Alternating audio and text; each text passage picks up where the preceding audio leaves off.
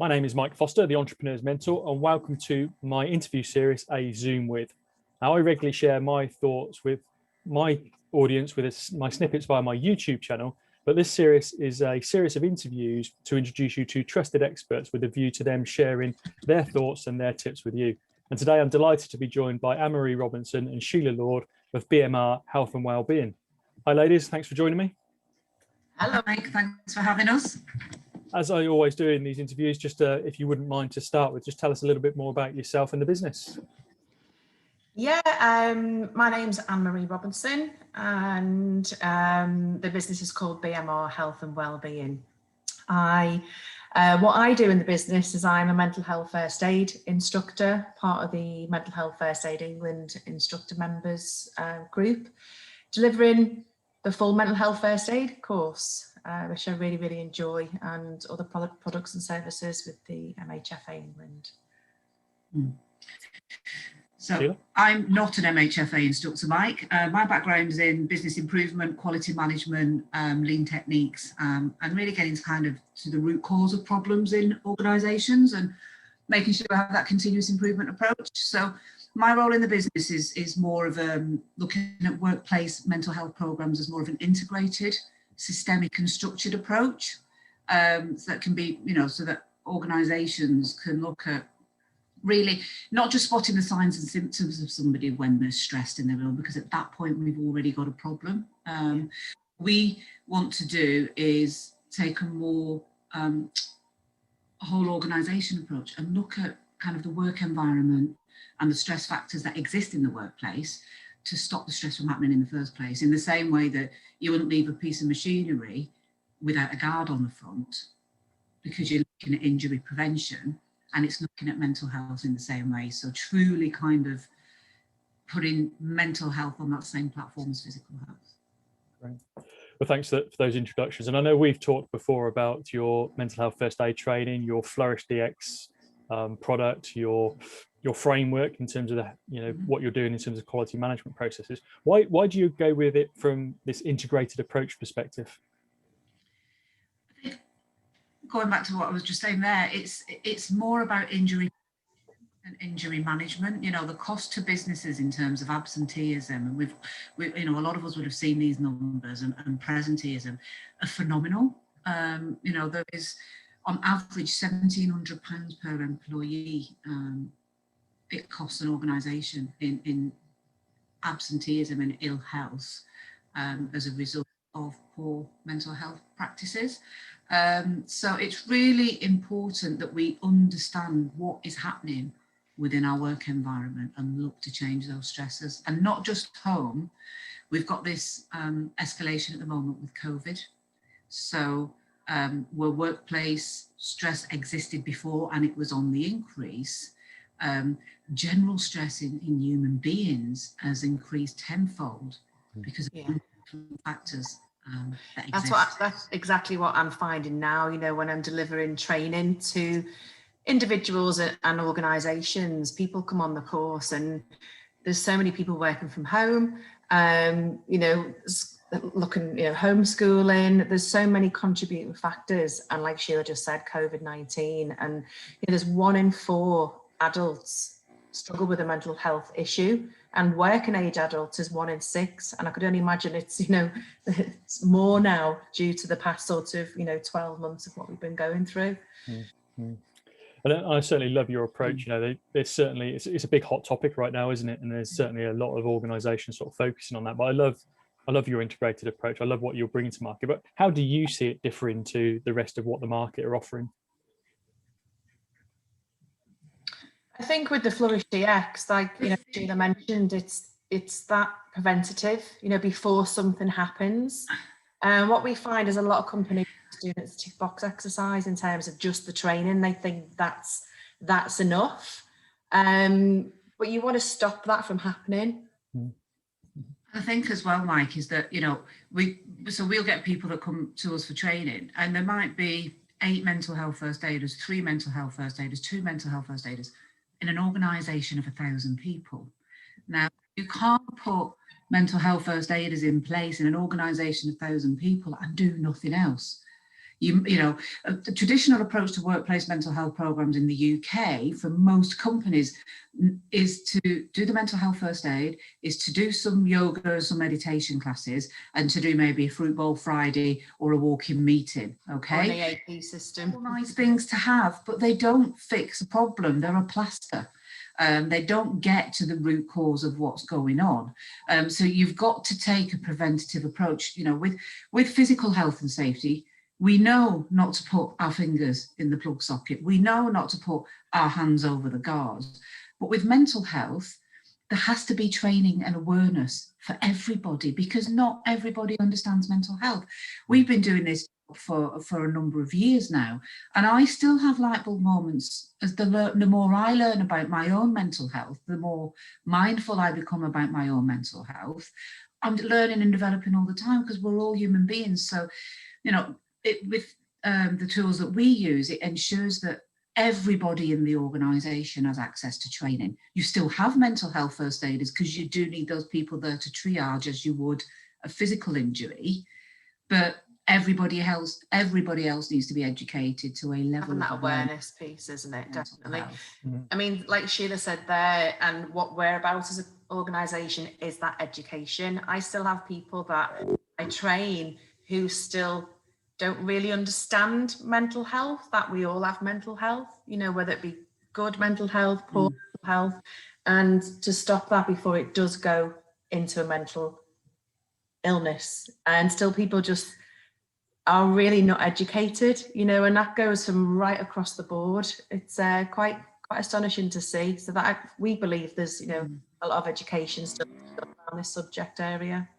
I love the approach. You know, that I had my own personal experience. I sort of touched on it a little bit with you guys before, but you know, a couple of years ago, I had a really difficult position. I was under quite a bit of stress, working extremely long hours, not seeing any of my family, but predominantly under quite a lot of pressure in the workplace, because I was being pulled by a number of different stakeholders. You know, in terms of who owned the premises, who managed the premises, my role, my responsibilities, the people that were occupying.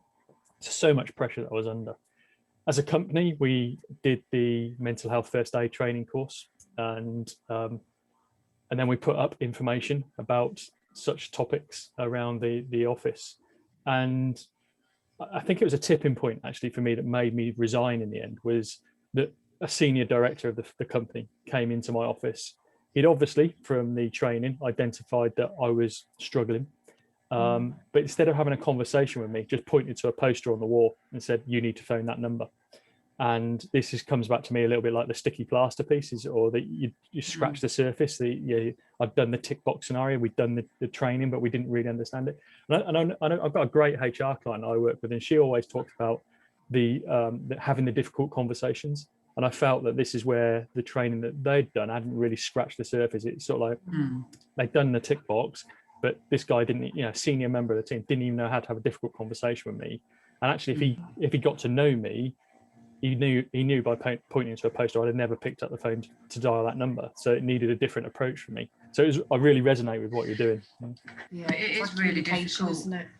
Yeah, to have those different approaches. And like you were saying there, Mike, all of these different things that were leading you to feel stressed, role clarity, support, workload, all of these different factors, these are all kind of known, what we call psychological hazards in the workplace, that are all these stressors to the work environment. And, you know, especially in this time at the moment, you know, we've got high workloads, low levels of control, and really difficult to be supported by our peers, because we've lost this whole support network that we actually didn't really know existed until we lost it. So yeah, it's like you can be in the office, you can offload to people, whereas at home you're like, your stress container's up to here because there's so many distractions, and all of a sudden you're like full capacity, and then you start snapping and you've got no one to offload to, especially working remotely. It's tricky times for people. And, you know, we are about looking at those psychological risks in the workplace, and you know, organizations have a duty of care. You know, the Health and Safety Act 1974, it's about, you know, looking at, you know, well-being, what are those psychological risks which are more prevalent during this generation. I'm sure you hear the phrase quite often in terms of our people are our greatest asset, you know. So how do you recommend that people measure the well-being and what they have in place for that? I always think, as people, you know, there's that phrase really winds me up, if I'm honest. You know, people are our greatest assets. Well, really? So in terms of your assets, if we look at your balance sheet, you've got plant, you've got equipment, you've got machinery. And for that plant, equipment and machinery, you have a maintenance contract. You look at optimal production, you look at the, you know, how you're going to get the maximum output out of that piece of equipment. You may even employ a maintenance manager. You'll certainly have a maintenance contract in place, and you do everything you can to keep that machine moving, okay? But human beings are not machines. We're more complicated, yet we have less attention than a piece of equipment. And I think that people truly are your greatest assets. And let's face it, businesses won't function without people. Then you really need to invest in them to get that biggest return. And paying lip service to mental health and workplace wellbeing programs, you may as well just save your money, because people aren't daft and people don't care until they know how much you care about them. And once you've got that loyalty, once you've got that commitment from somebody because they truly believe that you care about them, your loyalty, their productivity, their output, massive, person you can't put a price on. That's right. So, you know, the workplace is shifting. You know, I'm in that age bracket now where I'm the old school. It's like with the technology, isn't it? You know, we're kind of sitting in that bracket where we had cassette recorders and Walkmans, and now it's all the internet. And likewise, where we're sitting in this technology kind of, we've got one foot on either side of old money and new money. The workplace is exactly the same. So you've got this younger generation that are coming through that expect this well-being, and then we've got the older generation, people like themselves, that are having to transition from this old way of being a manager and managing people. You're not just managing people performance now, you're managing well-being, you're managing mental health. Actually, where's the training, where are the skills to give these managers to know what that entails? Because I wouldn't know that workplace. If somebody just turns around to me and says, you're responsible for John, Joe, Fred and Vera's mental health, I'd be like, whoa, what do you mean? How am I supposed to deal with that? That's the education piece that's missing, isn't it? The education. Yeah, but it's a different kind of education. So there's educating people to have conversations, but there's educating people on their duty as a manager and a leader, in terms of able to identify psychosocial workplace hazards, i.e. stressors, workload, autonomy, lack of support, lack of control. We need to educate managers on that as well. So this needs to, you know, management training even needs to change now. So it needs to come from the top down as well, because I'm finding evolves so much. Are trying to push this rock up a mountain, and if it's not coming from the top all the way down, and everybody has that awareness and understands it, you fight a losing battle. You know, that's quite a common conversation I have with people that come on. For example, the courses that I deliver is, oh, we've either been sent on this course, or, you know, it's really hard to take back what we need to do as a whole wellbeing strategy. That doesn't have to be complicated, but it's trying to change the mindset of the boss, you know, because maybe they are that old school mentality of, come on, back in our day, it was pull yourself together, get on with it. But, you know, like the Jacks and the Veras or whoever in the organisation, they've all got things that are going on external to work that they could bring into the workplace that could affect their productivity. So it's about everybody coming together and seeing it as the same as physical health. You know? So I sense from the conversation we're having already, you know, a question I was going to ask you was really about whether having mental health first aid training is enough, but I sense from your responses already it's not. So is there any legal duty? Is there any legal duty around mental health first aid training? Not around mental health first aid training. Okay. No. The legal duty, so under the Health and Safety at Work Act, as Anne said before, you have a duty of care as an employer to look after the health, safety and welfare of employees. In the UK and in many workplaces, we do safety really well. So we've got the guardrails on, you know, we do the we do all of the things from a safety aspect, okay? That tends to be physical. But in terms of welfare, we don't always hit the mark in the way that we should with welfare. So the Act says that we have this duty of care, and then the regulations, the Health and Safety Regulation 99, say that the way that we do that duty of care is through risk assessments in the workplace. So we'll risk physical health, we'll do a risk assessment when we install a new piece of kit, but where are your stress assessments when it comes to the workplace? So if there's a change, you brought in a new system, are we doing any stress assessments around that? COVID's happened, yes, and stress surveys, risk assessments and employee engagement surveys are different. People think if they're doing an employee engagement survey that they are assessing the risk and the stress levels within their organisation. They're not, they're different. Mm-hmm. Engagement is a risk assessment is a risk assessment. You wouldn't use an employee engagement survey to assess physical risk. So why would you do it to assess psychological risk? So they're very, very different. So yeah, regulations are clear. You need to be a risk assessor. And what we're seeing, because we talk to obviously a lot of HR people, big shift in conversations with claims or complaints brought against employers because of stress and the way that certain work aspects are being managed through COVID. So who knows how that's going to pan out, you know? And if people traditionally aren't in this country, data, then how are they going to prove that in the eyes of the law that they haven't, you know, been clear and looked at the duty of care of their employees? You know what I mean? How do you do that? You need to have the data to be able to back that up in case there is a claim, as Sheila said. And this is where we differentiate. So most wellbeing sits in the remit generally of talent management, people retention, or HR. Okay, and it needs to sit under occupational health. It needs to sit in the health and safety arena as you do physical health. And there's a new ISO standard coming out in the middle of this year, which is a substitute standard or a child standard under the big main occupational health standard 45001.